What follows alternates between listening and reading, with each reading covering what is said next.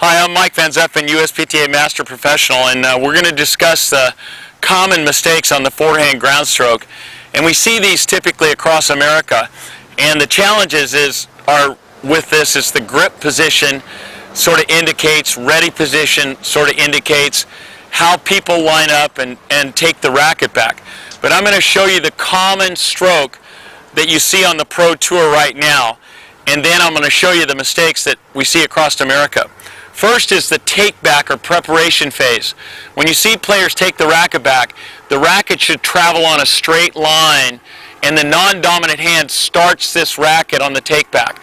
Now the racket does a little cursive C, or we call it a loop, and it drops like this with the face closed. The palm of the hand should be flat to the ground at this point, and the butt of the racket should be pointed right at the ball.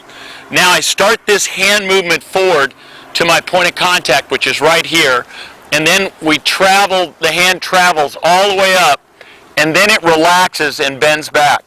So that relax is really we call it a wrap in tennis. So what do we see in America? Well, hand position. First off, we see a grip position that looks like this is a full Western grip, and the contact point is way out in front of the body. The stance should be open to the court, and we see people make mistakes by closing their stance with the wrong grip, or what we call a full Western. Okay? Take back of racket. The take back travels like this sometimes and then travels up, or travels like this and stays down, and then they travel up. Well, that motion doesn't allow the body or the shoulder or racket head to generate this kinetic energy where the head of the racket does this little cursive C and then drops down. That helps build racket head speed. So take back in terms of the preparation phase like this is a diagonal movement, and that would be a common boo-boo that we see. The other thing is people wait for the ball to arrive or almost land on them, and then you see this frantic like hurry up move like that on their stroke. And that again is a preparation characteristic. The racket should be back before the ball reaches the net in midair, and our alignment with the upper body or the pivoted position with the shoulders sort of looks like this sideways to net.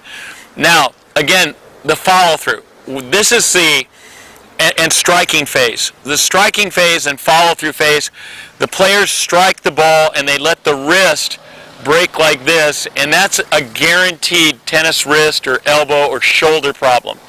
We don't want to do that. The players in the past never took their racket and rolled the head of the racket and tried to flip over the back of the ball.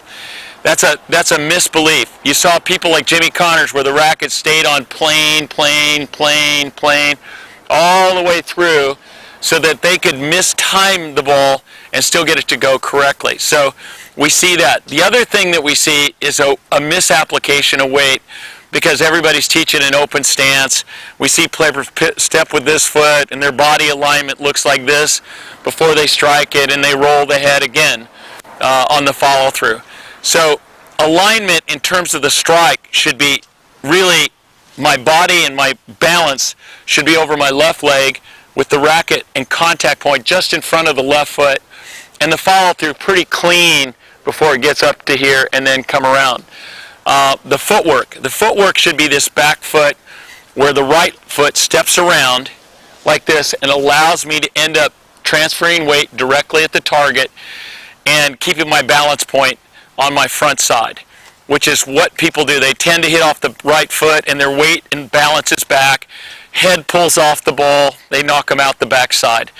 So those are some of the common problems: grip, stance, preparation, strike point or contact point, and then follow through and weight transfer.